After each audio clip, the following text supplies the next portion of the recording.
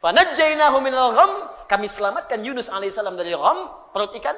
Wa kadzalika nunjil mu'minin. Kalau ada orang-orang beriman setelahnya mengalami situasi yang serupa, bahkan masuk ke perut ikan pun dia berpikir, saya selamatkan, kata Allah.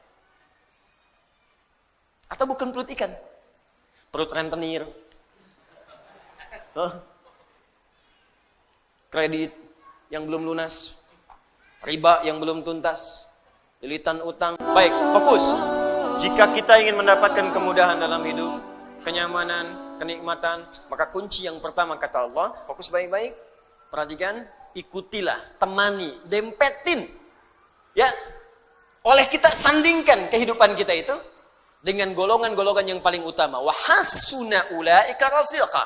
Dan mereka itu sebaik-baiknya model kehidupan yang harus kita ikuti sampai dempet ikuti dengan dekat sekali pola kehidupan mereka. Siapa mereka ini?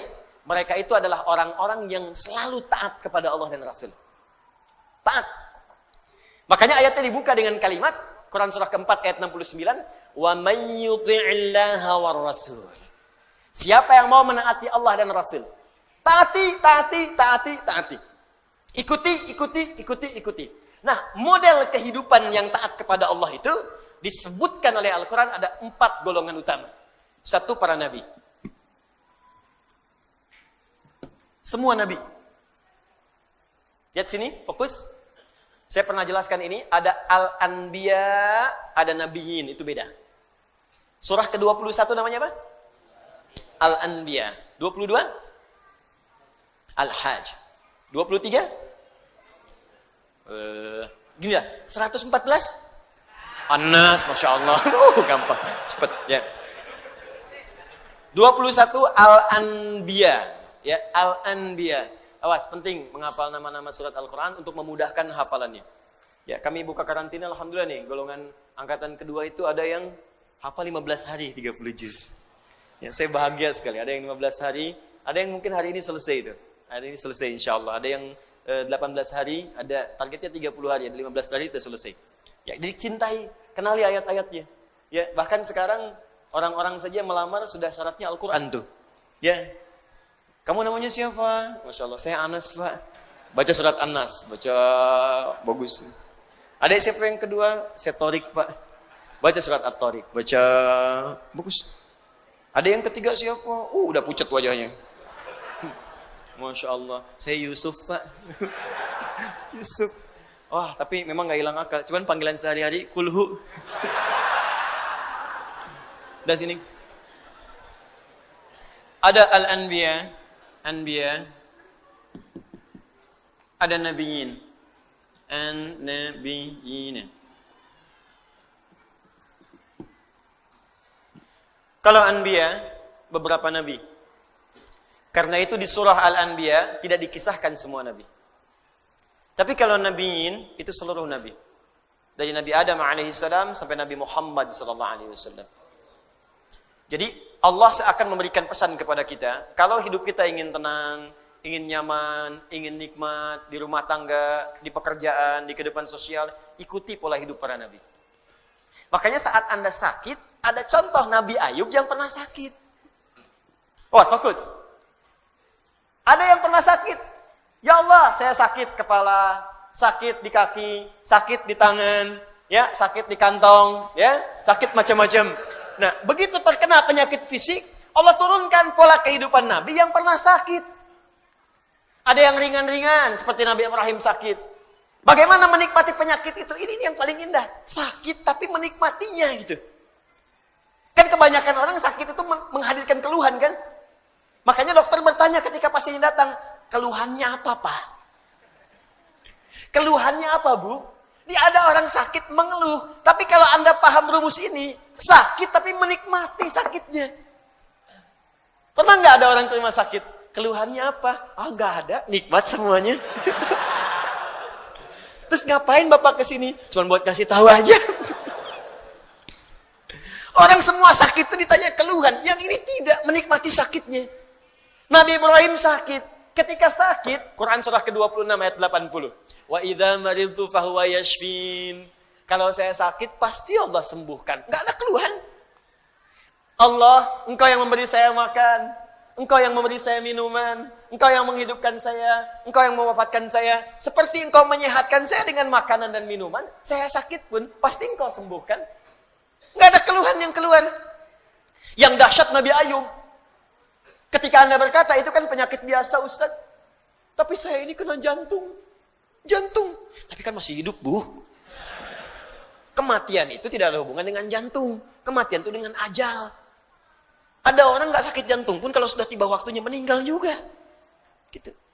Tapi kan ginjal saya tidak berfungsi. Tapi kan mata ibu berfungsi. Ya. Tapi kan telinga bapak berfungsi. Lisan kita berfungsi.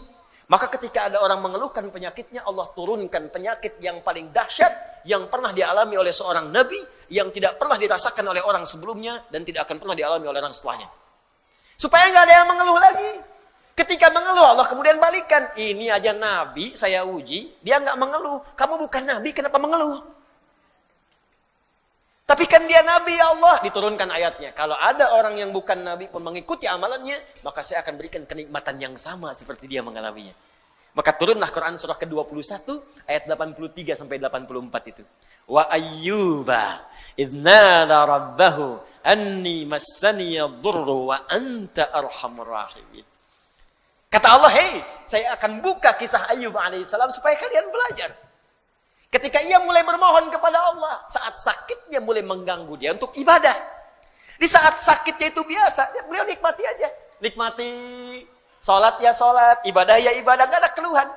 Istrinya bertanya, Papa, kenapa gak minta kepada Allah sembuhkan? Kata suaminya, berapa lama kita sehat dan senang? 20 tahun. Berapa lama kita diuji dengan sakit dan begini? 7 tahun. Nanti aja, kalau sudah sakitnya sama dengan sehat 20 tahun, baru saya minta kepada Allah. Saya malu dikasih sehat 20 tahun, saya senang. Kenapa ketika dikasih sakit untuk ibadah selama baru 7 tahun sudah mengeluh? Bukankah semuanya datang dari Allah untuk kita beribadah kepada Allah? Dikasih kaya 20 tahun, kita senang. Diuji dengan fakir baru 7 tahun sudah mengeluh. Saya malu. Nanti aja kalau ujiannya sudah serupa. Jadi bagi Nabi Ayub gak ada bedanya. Harta ada, gak ada harta, tetap ketaatan kepada Allah meningkat. Sakit dan sehat gak ada bedanya bagi beliau. Sehat ujian untuk beramal sempurna, sakit untuk banyak istighfar. Bukankah ketika sakit ada peluang dosa kita diampuni? Dikala cara berpikir kita seperti Ayub alaihissalam, diajarkan ini zikirnya. Apa jawabannya? Fastajabna. Fakashafna ma bihi min dhurrin. Wa atainahu ahlahu. Wa mithlahum ma'hum rahmatan min indina. Belum selesai sampai sini. Wa dzikra lil abidin. Ketika Nabi Ayub alaihissalam bersabar dengan penyakitnya, beliau menikmatinya, dan ketika mulai mengganggu penyakitnya untuk ibadah, baru bermohon kepada Allah. Ya Allah, penyakit ini sudah menghambat saya untuk ibadah. Jadi minta sembuh itu bukan sekedar minta sehat, supaya ibadahnya nggak keganggu. Jadi ketika sakit biasa saja, ketika ibadah terganggu baru minta sembuh. Tuh. Ya Allah, kaki saya sakit. Jangankan kamu, banyak yang sakit kaki. Ya Allah, sakit di kaki ini sudah mulai mengganggu saya untuk bisa ke masjid berjamaah. Begitu caranya. Ya Allah, kepala saya sakit. Banyak yang sakit kepala. Ya Allah, penyakit di kepala ini sudah mulai mengganggu saya untuk khusyuk berzikir kepadamu. Gitu caranya. Jadi begitu Anda menikmati itu untuk kepentingan ibadah, ditutup dengan kalimat wa dzikra lil abidin. Ini aku ingatkan untuk hamba-hambaku yang lain selain Ayub. Jika kalian mengalami hal yang serupa, amalkan amalan seperti Ayub merasakannya. Nabi. Anda berdagang, Anda bisnis, Anda bekerja, Anda berdakwah, Anda mengajar. Apa Anda kira akan mudah menyampaikan semua itu? Belum tentu. Kadang-kadang ada saingan. Anda yang ikut tender, mereka yang menang. Padahal nggak ikutan sama sekali. Ada yang kemudian berusaha menyingkirkan, menyungkurkan. Ada yang mengajar juga, kadang-kadang ada yang menyoal. Bukan cuma Anda. Bahkan ada seorang Nabi namanya Yunus alaihissalam. Berdakwah, bekerja dengan baik. Disoal oleh orang sampai diusir dari kampung. Masuk kemudian ke perahu, dilempar, ditelan ikan paus. Anda bayangkan. Anda masih hidup sampai sekarang, beliau di dalam perut ikan paus. Tapi kau masih bisa nikmat aja zikir. Idznada fi dhulumati, ya. Baca ayatnya wa dhannuni. Baca ayatnya 86 sampai 87-nya. Wa dhannuni idz dhahaba mughadiba, ya. Wa dhanna an lan naqdiru alaihi. Fanada fi dhulumati alla ilaha illa anta subhanaka inni kuntu minal zalimin. Tadinya gelisah. Gak enak tuh. Ditelan dalam perut ikan paus. Kira-kira tuh di dalam perut ikan paus itu, maaf ya, terang atau gelap? Udah pernah masuk? Hah? Pengap atau nyaman? Ya, kita kebayang aja pasti pengap. Sempit pengap. Dalam perut ikan yang sangat besar itu, sempit pengap. Tapi masih bisa berzikir kepada Allah. Allah ilaha illa anta subhanaka inni kuntu minadh zalimin. Allah ilaha illa anta subhanaka inni kuntu minadh zalimin. La ilaha illa anta subhanaka inni kuntu minadh zalimin. Allahu akbar. Apa jawabannya? Fastajabna lahu. Ya, wa najjaynahu minal gham. Perhatikan jawabannya. Tadi Nabi Yunus alaihissalam masuk ke dalam perut ikan paus. Tapi ketika dijawab doanya, jawabannya bukan mengeluarkan beliau dari perut ikan paus. Ya. Kalau mau konsisten, fastajabna lahu wa najjaynahu minal hut. Kami jawab doanya, kami bebaskan dia dari perut ikan itu, kami keluarkan.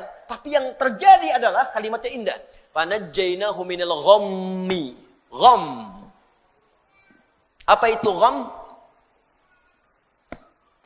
Gham itu awan gelap yang menaungi. Gelap. Tiba-tiba gelap. Bahasa Spanyolnya puek. Udah siang, masih siang, udah gelap. Gelap. Fokus. Jadi ada ghamam, ada gham itu beda. Kalau ghamam itu awan teduh yang menaungi. Ghamam. Al-Baqarah ayat 57. Wa dhallalna 'alaikumul ghamama wa anzalna 'alaikumul manna wassalwa. Paling kiri sebelah bawah. Ayo mana Qurannya? Di ada ghamam, ada gham. Kalau gham itu awan gelap yang menaungi. Maksudnya ini bahasanya tinggi, bukan awannya. Tapi suasana gelap yang mencekam. Kadang kalau orang sedang ngelihat awan gelap, siang-siang gelap, perasaannya bagaimana? Gak enak ya? Gak enak, jalan gak enak, perasaan gak enak. Yang dimaksudkan di sini bahasa kiasan. Ada orang yang mengalami situasi yang gelap, bikin sesak. Seperti Nabi Yunus berada di perut ikan paus. Suasana gelap, bikin sesak. Mungkin tidak harus masuk ke perut ikan. Anda ikut pekerjaan, tiba-tiba dijaili oleh orang. Anda yang difitnah, bukankah gelap? Pulang-pulang siang tapi sudah longlai. Nyampe rumah nggak ada senyum. Anda yang ikut ujian, begitu mau wisuda, ada nilai yang hilang belum sampai, tiba-tiba gelap. Anda yang sudah mau lamaran, besok mau nikah, tiba-tiba pasangan berubah keputusan. Gelap. Seketika kan gelap, ya Allah. Padahal situasi siang. Ya Allah, aku seperti tersambar halilintar. Padahal halilintar gak ada. Ya. Makanya kalimat Qur'annya indah. Allah tidak mengatakan perut ikan pausnya. Allah ingin mengatakan, akan ada orang-orang hambaku, mungkin selain Yunus, yang mengalami situasi serupa dengan Yunus. Pekat, gelap, capek, lemah ya Allah. Walaupun tidak harus masuk ke perut ikan. Karena pekerjaan, karena di rumah tangga, karena di kampus, karena di kehidupan. Tapi Anda amalkan seperti Yunus, dalam suasana di perut ikan pun masih nikmat. La ilaha illa anta subhanaka inni kuntu minadh zalimin. Perhatikan, begitu Anda mengamalkan zikir yang sama dan menikmatinya, wa kadzalika nunjil mu'minin. Belum selesai. Fanajjaynahu minal gham, kami selamatkan Yunus alaihissalam dari gham, perut ikan. Wa kadzalika nunjil mu'minin. Kalau ada orang-orang beriman setelahnya mengalami situasi yang serupa, bahkan masuk ke perut ikan pun dia berzikir, saya selamatkan kata Allah. Atau bukan perut ikan? Perut rentenir. Kredit yang belum lunas. Riba yang belum tuntas. Lilitan utang. Ya? Kehidupan rumah tangga. Masalah sosial. Minta. La ilaha illa anta subhanaka inni kuntu minadh zalimin. Uang belanja belum kunjung datang. La ilaha illa anta subhanaka inni kuntu minadh zalimin.